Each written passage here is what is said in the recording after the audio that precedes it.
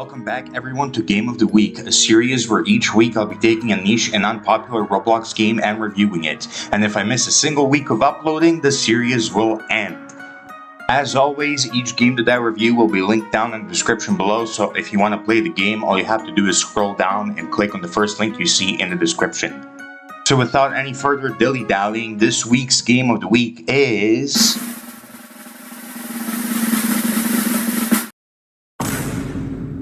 The Zombies' Revenge. Now, this game is a little bit of an enigma to me, because apparently it was created all the way back in 2021, but if I look on YouTube, I cannot find a single video about the game that was made before like 2024, so I don't know if the game was just really unpopular or something, or if this game existed for like a long time in like beta versions and whatnot, and only like recently released about a year ago fully. But whatever the case might be, I think the game is still way too underrated. No matter if it's existed for 4 years or 1 year or 10 years or however many years, I think this game is painfully fucking underrated. I think it's probably the most underrated game that I reviewed on my whole Game of the Week series that I've been doing for the past couple of months. Now, if you don't know what The Zombies' Revenge is, it is a game that is very much inspired by other games on Roblox, such as The Final Stand 2, which I believe at least to be its biggest inspiration.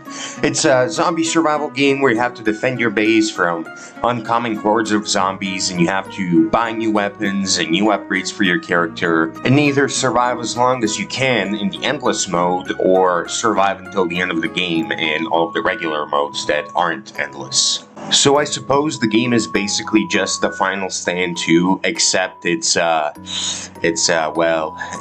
lot less pay to win, let's just say. Outside of being a lot less pay to win though, The Zombies' Revenge has quite a few things going for it that are quite a bit different, and in my opinion better than The Last Stand 2. For example, the first thing, and really the major thing that got me into this game in the first place, is its whole permanent upgrade system, because this game has a lot of permanent upgrades, and a lot more upgrades in general that you can buy, as opposed to The Final Stand 2. For example, in the game, you have perks, just like in The Last Stand 2. However, in The Last Stand 2, I believe, correct me if I'm wrong, but I believe that perks only save on your character in the career mode. In all the other modes, you start from zero every single time. You have to grind back up those perks. However, in The Zombies' Revenge, your perks actually stay with you. So no matter how many times you leave and rejoin the game, you're always gonna have your perks. And actually, it's even better than that, because instead of just having your perks when you rejoin the game, you actually get all of your perks reset and refunded in the form of perk points, which is what you use to even buy perks in the first place. Which is a pretty good thing in my opinion, because it doesn't really force you, the game doesn't really force you to like stick with the one build immediately, and like, I don't know, the first thing that you buy has to be like how you play the game, and it's gonna stay with you forever and whatnot. You know, it lets you reset your perk points and change them for free and mix them around and play with new builds and just generally new playstyles, which I think is pretty cool because it doesn't lock you into one thing. So if you make a mistake and you accidentally like invest into something that you didn't want to invest in, you're not like forced to, I guess, stay with that upgrade that you picked. You can just rejoin the game and, you know, refresh all your upgrades. And the way you actually get these perk points is really cool and unique too, because instead of just getting them by leveling up or something, there are actually a shit ton of achievements in this game that you can complete. And each achievement gives you a certain amount of perk points that you can spend on your upgrades and whatnot.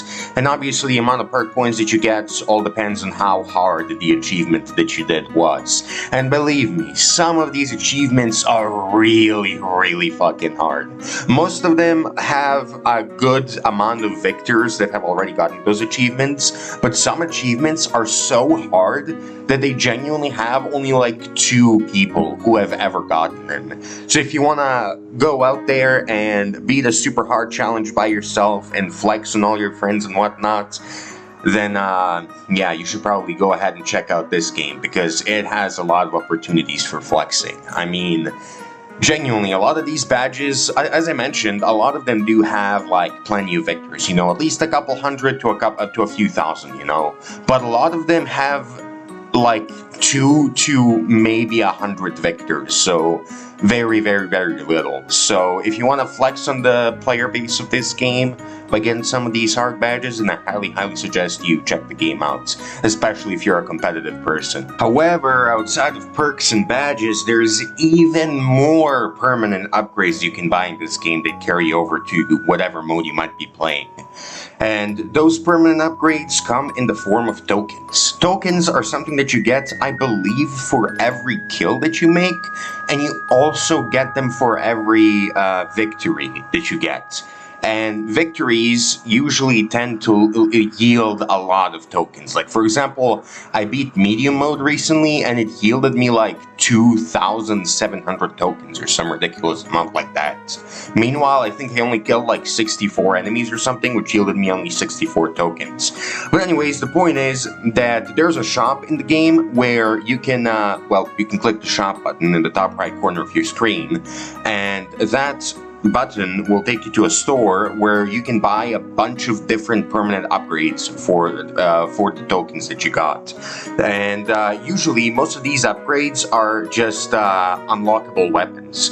So for example, let's say you go into the store and you buy, I don't know, like a special minigun or something. Well, now when you load into a game, you will be able to go to the weapons store that's in the corner of the main lobby in the game, and you will be able to see that the minigun that you just bought for tokens is available for purchase for regular coins that you amass during like a regular game, if you know what I'm saying. So with these tokens, you can unlock the ability to buy really cool weapons, and I think a couple types of armor as well, if you decide to spend your tokens on, I suppose, researching and unlocking the weapons, for lack of a better word. Just like in The Last Stand 2 though, the Zombies Revenge also has temporary upgrades you can buy, which last for just the current game that you're playing.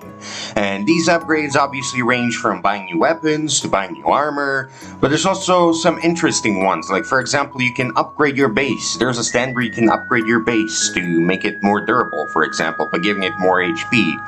Or you can also hire more NPCs that fight for you, like futuristic super soldiers or helicopters or tanks and stuff like that. And I think these base upgrades really set this game apart from The Last Stand 2, because in The Last Stand 2 you also had plenty of interesting and cool upgrades, like the 2 snipers that sit in your roof, or the black market van that comes along and sells you like super OP laser weapons you can buy. But this game has a lot more than The Last Stand 2 ever did. It has turrets you can put in the roof, which act similar to the snipers, but it also has soldiers that you can hire, like gunners and futuristic super soldiers. And it also has upgrades for your health and defenses around the base. And you can also buy tanks in this shop and helicopters, as I mentioned before. And you can just buy like genuinely a ton of different things that can also fight for you, other than just defending your base and standing still like a wall or something, like how it works in The Last Stand 2. The Last Stand 2 has a lot of upgrades that only upgrade your base, you know. It doesn't have a lot of like NPCs or like machines that you can buy that like automatically fight for you. Meanwhile, this game, The Zombies Revenge, has a lot more NPCs than it does have like just general base upgrades, like an extra wall or extra HP or whatever. And I think that makes the game a lot more cool and a lot more interesting to look at and play and strategize with and mess around with. It's just a pretty good deviation from what the original game that this game is inspired from does. However, my favorite temporary upgrades in this game have to be the cybernetic augments that you can put in yourself, Cyberpunk 2077 style. So, yeah, other than just guns and armor and base upgrades and whatnot that this game has, they also have cybernetic augments in the game where you step up to a little funky machines that some scientists are working on in the main area of the game, and you can buy eye upgrades that honestly I'm not even sure what they do, but you can also buy a leg upgrades that increase the maximum amount of weight you can carry and increase your HP, and same with the torso upgrades and the arm upgrades. And you can also get like extra batteries implanted inside of you, and extra like power cores and whatnot that increase the amount of stamina you have, or how fast your stamina regens and stuff like that. And these augments are genuinely really fun to play around. I mean, as I mentioned before, they can boost anything from your HP to how fast you run, to the amount of stamina you have, to the amount of weight you can carry, which you will definitely need, by the way, because some of the late game weapons are really heavy to carry. You need like both arm upgrades and leg upgrades and torso upgrades in order to be able to carry them and properly use them, which is pretty cool. But yeah, I mean, these upgrades just really go into depth. They can upgrade all sorts of different things and improve all sorts of different abilities that you already have. I think another thing that this game does really well is its characters. Now, this game is not a game with like some super serious, super hardcore lore or anything like that. In fact, it's more of a comedic game than a super threatening, serious game. But I still think it does its characters really well and ties them into the actual gameplay of the game really well too.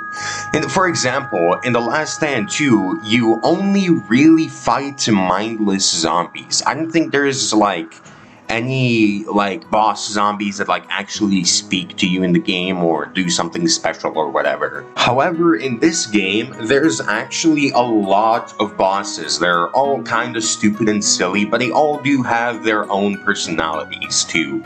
And I just like how they're not like super one-dimensional, even though this game is like supposed to be like kind of funny and not super serious. But another thing that I really like about these characters is that some of them actually have redemption arcs. Like most of the bosses that you fight are evil and like on the side of the evil zombie guys and they want to fucking kill you and whatnot. But some of them, like Cypher for example from the normal mode and the Sky Terror also from the normal mode, can actually join your team. And after you fight them, first of all, when you fight Cypher, for example, he says that he doesn't really want to fight you, but that the only reason that he does fight you is because, well, he doesn't really have any other choice, because if he didn't fight you, then he would be a traitor, and then, you know, his zombie people would fucking slam him out.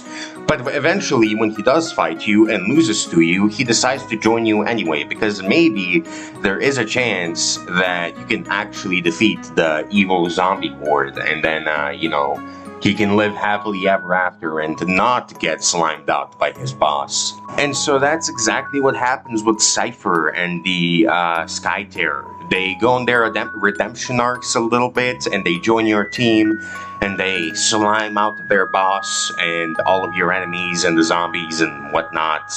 And you live happily ever after. Yippee. As you can tell from what I've said, the story isn't really like super deep or anything, but I do like that, you know, not every character is just evil for the sake of evil, and you can actually redeem some of them and hire some of them and actually make some of the bosses into heroes that help you out and, you know, slime out the evil people that have been oppressing them and whatnot. So in conclusion, is this game a game that is worth playing? Well, if my past 13 minutes of yapping haven't already made you make up your mind, then I'll just spell it out for you right here and right now. Fuck yes, this is absolutely a game that is worth playing. And in fact, there's a good possibility that this is my most favorite game that I have reviewed on all of my Game of the Week episodes. Or at least, if it's not my first, it's probably like my second most favorite game that I've ever reviewed. It is genuinely so deep and so... It is just a great game. Like, I really have no words, you know? People say that a game like Minecraft, for example, is as wide as an ocean, but as deep as a puddle. However, this game is like as wide as a lagoon, maybe, but it's as deep as the Mariana Trench. There's just so much stuff to do in this game, and so many permanent upgrades and temporary upgrades, and just all sorts of different builds you can experiment with. And the story is really fun and funny just in general. And the whole hero system with you redeeming some of the villains is really cool. And it's just a great game. Like, I really have no notes on this. It is just a really great game. The only real gripe that I have with this game, and it's not even really a gripe, but it's like really the only quote-unquote crime that this game commits, is that it kind of looks mediocre, you know? It doesn't look super impressive or anything on the surface. But trust me, if you play this game, you're probably going to be impressed if you stay in the game and play it for at least like an hour or two. Because God knows, man, I've been impressed. And honestly, I think that this game is going to be my obsession for probably the next week or two, maybe more, because man, I really want to get some of these difficult badges in the game, and honestly, I encourage you guys to do the same. But man, it's been 15 minutes of yapping. Yeah, go play the game, guys. It's down in the description below, and that's really all I have to say for this video. See you later, and goodbye.